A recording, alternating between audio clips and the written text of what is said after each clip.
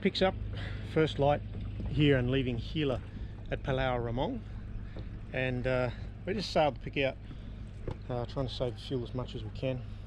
We've only got a very light breeze, but it should pick up as we get a little bit further out of the bay here at Hila. Beautiful night here, it was absolutely gorgeous. Anchorage is tight, there's probably room for a couple of boats, but it's quite deep. You definitely can't get in closer than about 20 metres. Once you do, you hit a wall of reef. But 20 metres is an acceptable anchorage for us nowadays. And looks like the one of the inter-island trading vessels is taking on people and cargo and all sorts of stuff over here. He must have come in during the night. Didn't hear him. But he's come in, berthed alongside. Just, it's amazing how much happens. You know, people moving around the islands here. And they're quite some distance apart, these guys. They're not really right next door to each other. Anyway, there we are, leaving Gila Bay. There's the vessel at the end of the jetty on the AIS. Our destination for today is about 50 to 80 miles, depending on whether we can find an anchorage. The next, fortunately confirmed anchorage I have available is here at Karai. Oops, come back here. There is apparently depth there to anchor in, and it's confirmed on the navionics. I'd like to get there, but that's 90 miles away, and I doubt we're going to make it with the light winds we get around here, so we'll likely anchor somewhere up around this top end, which is about 50 to say 45 to 55 nautical miles. Anyway, the best adventure is a great adventure. The great adventures are the ones where you don't know what's coming, so we'll end up somewhere up there and hopefully find water shallow enough that we can anchor in. We'll see you during the day. In the meantime, just flopping our way out of the bay. I'm going to set that head sail very shortly and say goodbye to Hila. Very pleasant little spot.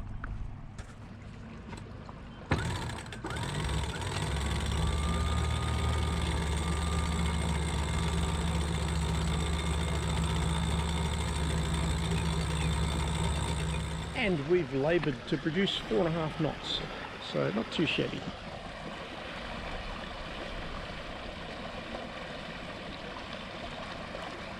Smooth water sailing, this is what I love. I know Vernon Deck from Learning by Sailing loves his on edge sailing. Me? No, I love this small stuff. Thank you, Vernon. I like the smooth water, fast if I can get it. But definitely I like the smooth stuff. I've had the rough stuff backwards and forwards to New Guinea a few times, and no, I like this smooth stuff. But a shout out to Vernon, he's got an awesome channel. Love watching his stuff. I love the authenticity that Vernon brings to his channel. Yeah. And look, my wife's awake. Hey, good morning. Morning. Oh.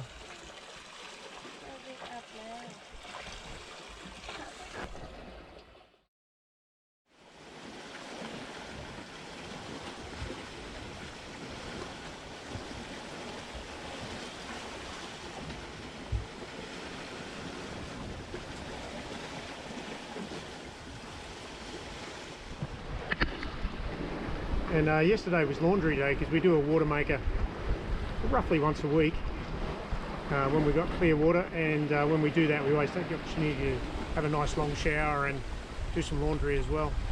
So a little bit of laundry still hanging up. I normally don't do that.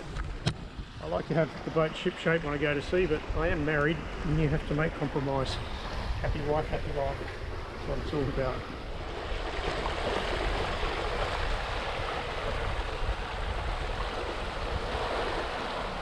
There's the island of Wetar, and we're just approaching the northern coast of Wetar, and I hope to anchor around here at Uhak, where the chart does show some shallow water, and the Google Earth photo seems to show that maybe there's a chance there. There's also a lot of reef. Anyway, that would be good timing. If we can get into Uhak, that would be a suitable anchorage. If not, we may have to continue through the night, just skip Wetar Island altogether. 24 hours would see us, I don't know, somewhere around here. I guess. And I'll have to do the math. We'll worry about that if we can't get into the anchorage. There's the northeast tip of Wetar Island. And we're about to go around here. Look at all that mountainous rain there. That's just incredible stuff. All volcanic, tectonic plate stuff. Yeah, really cool. We just managed to pick up a tiny bit of internet. I don't know where it's coming from because there's no one around here. But now it's gone. Oh well. Day-to-day life. Making a passage underway. Tons bringing the laundry in. So we're heading downwind, wing and wing at the moment, with Wetar Island on our port side. We're making about 7 knots as we go. I had thought this northern coast would be suitable for us to stop, but unfortunately what's happening is this swell and the wind is wrapping around the island and basically making this whole northern coast untenable for an anchorage. So it looks like we'll most likely be sailing through the night. Well, we get to cover some miles, I guess. It's not entirely bad. So there we are, to the northern tip of Wetar Island. Heading dead downwind at the moment because I couldn't lay this course and keep both sails full, so it was better just to run off a little bit. And in a little while, once we've opened that angle up a bit, I'll head round to port a bit, wear the mainsail across to the other side, onto the starboard side, and then we'll head down on the broad reach. But for the time being, we're heading dead downwind, wing and wing. And absolutely cracking along too, by the way. 7 knots, yeah, making good ground. I don't know if you can see them on the GoPro, we're surrounded, it's like this 1 billion mosquitoes around us. They are everywhere. So there's a lot of activity happening underneath us. Right here, this is going nuts. All around the boat. I don't want to put the line in because we don't need a tuna and we certainly don't need a fish. But there's definitely something going on here. This is like the Bangkok of tuna or something. Or the Shanghai of tuna. Look at that, it's insane. Absolutely insane. Oh, we've got to see what's down there, right? We have to see. Yeah, we're going to put a line in. We have passed through those birds, although they're still not far away. Probably 100 metres on our starboard side.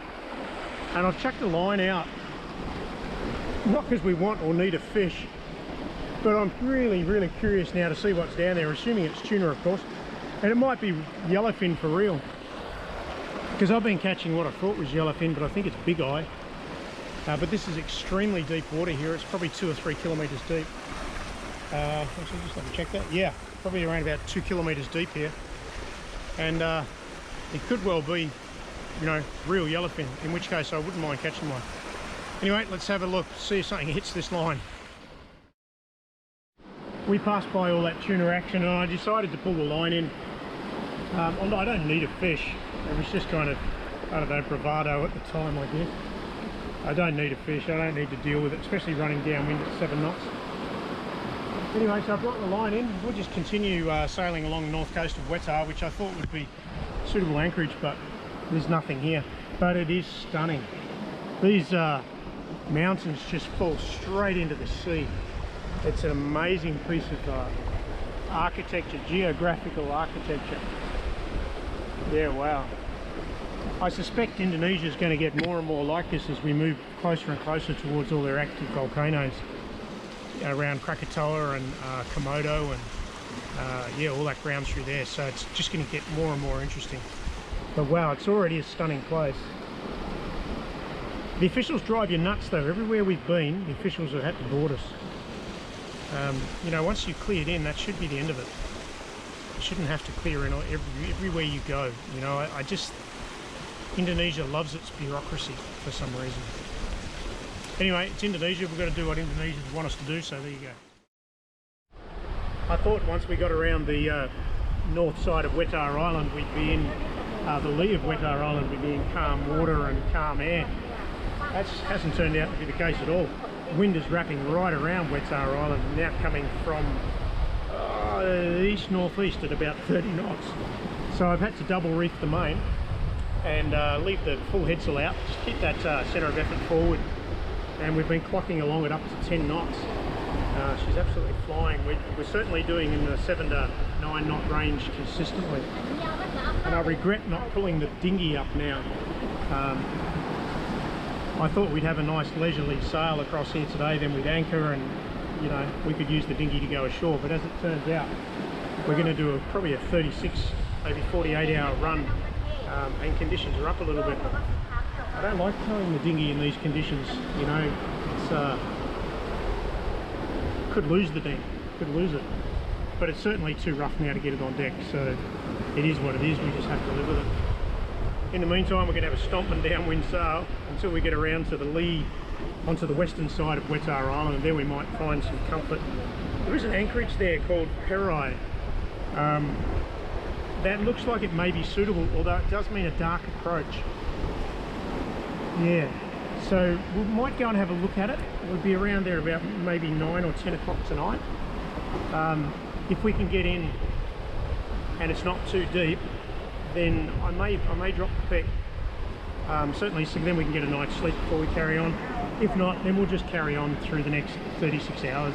There's not much we can do about it, really. Getting late afternoon now. It's 6 o'clock in the afternoon. We've probably got about another 30-40 minutes before sunset, and we're still on the northern side of Wetar Island. We've been running before 25 to 30 knots most of the afternoon, so we've really cranked off some miles, which makes me feel good. Of course, I don't feel good about that dinghy being towed, but there's nothing I could do. Once we left, we got into the conditions like this. There's no safe way to bring that back on board, so we just have to, yeah, live with it and tow it. But we're going to go around to the western side of Wetar Island, and I found an anchorage right down a bit further near Tanjung Tundandiruru. Tanjung Tutundururu. Anyway, it looks really good. I don't know how I've overlooked it before, but my Navionics chart is showing three yachts have anchored or reported their anchorage there, and they've all said it was pretty good and not too deep, and the approach looks straightforward. So I'm thinking we can get in there in the dark, and it is going to be dark. There's no big village there, so I don't expect to have lots of fish traps and fishing nets and, you know, unlit boats and all that sort of stuff. So we'll be able to go in gently. It's a shelving bottom rather than a deep anchorage and then a sudden reef. So we're going to go and give it a shot. That'll get us in there about 9:30 tonight, I hope. So we'll sail through the sunset. A bit after that, we'll turn to port and head around to the western side of Wetar Island, where we should hopefully get some smooth water again, and then probably only another hour down to our anchorage. That's the plan. Late afternoon sailing. We're still cracking along. Wind's eased to about 20 knots, but we're still cracking along in the 7s, maybe 8s. Beautiful afternoon sailing, just cracking along. You can use the view on the electronic chart. So we'll go around the top of Wetar around here. It does look like it's going to be a little bit rough here potentially, and once we get around the top of Wetar, we can come down here to this little anchorage that I didn't see before. Look at that little thing, that little spot. Let's zoom in a bit.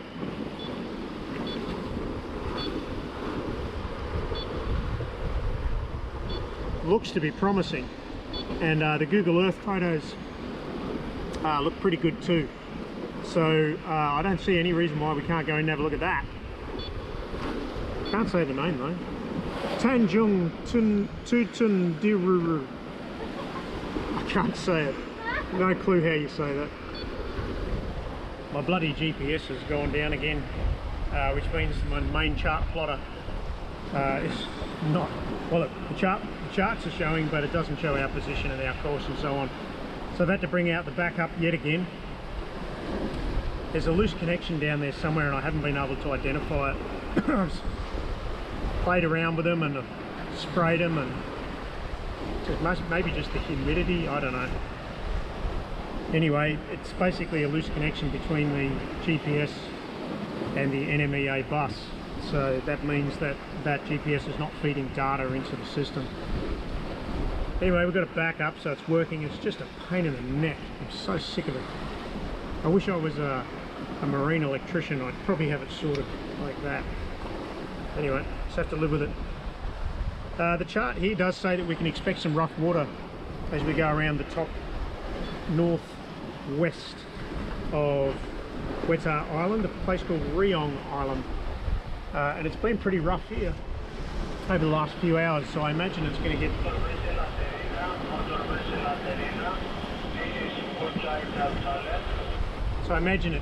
a little bit rougher as we go around here. Depends if the tide's with us or against us. And that I don't know, because my charts don't tell me. So I don't know. We'll just give it a crack. Still on a broad reach, or very, very broad reach, which sees the headsail collapse occasionally as we fall off. The autopilot doesn't track exactly. We're chasing the wind rather than a course. Pretty soon we're going to turn and run dead downwind and head around Riong Island, which is the right hand edge of the land that you can see there. But in the meantime, we're going to enjoy a sunset. We can't record video once the light disappears, so you're going to miss that part when we made our way down to the anchorage and anchored in the dark. Today is a day of rest, and we're going to rest here. I can't even pronounce the name of this place, but this is on the western coast of Wetar Island. Just gorgeous. What a place to wake up to. Can't wait to go and say hi. But we're going to go ashore. They've got lots of goats here. They've got buffalo as well. They took their buffalo for a swim this morning. I've never seen anything quite like that. But it's absolutely stunning here, so I hope the people are really nice. It looks like we'll be away from all the officials here, so maybe today will be a day when we don't get boarded and checked. That would be a nice change. But the water here is crystal clear. We're anchored in about 20 metres, and I can see the bottom down there. It's just stunning. Come on baby, let's go.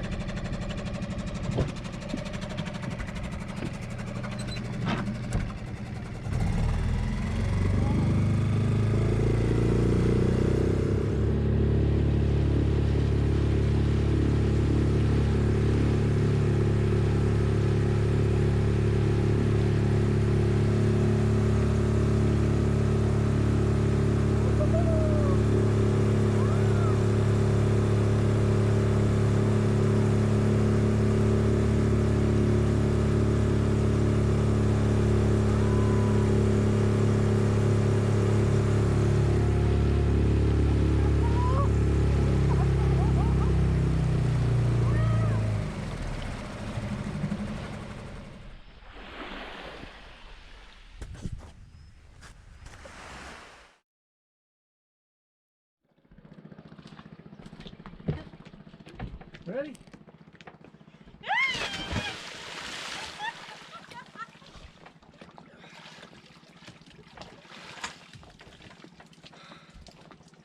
I could sure as hell get used to this. You know, when I was in my 30s, I was sailing around Papua New Guinea in my old boat, the boat before this one. Single, and this was the life I lived, really. I sailed solo pretty much everywhere. And every day I was swimming over the back, and I've kind of forgotten how much I love it. So now I'm pale white and a little bit fatter. The tarn's helped me just rediscover a little bit today. I need to do this more often, for sure. Indonesia! Yay! This is beautiful. This is the probably the best day we've had since we've been here. Beautiful anchorage. Lovely people in the village. And a bed. No officials coming to check on us. good Yeah, boy. this is very good. Yeah.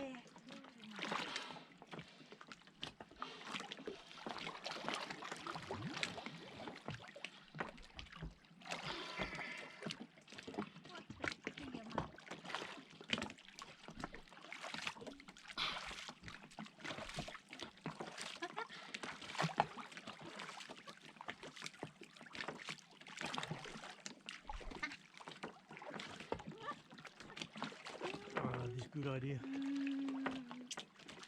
We are in love. We love my Mark. Love, love, love.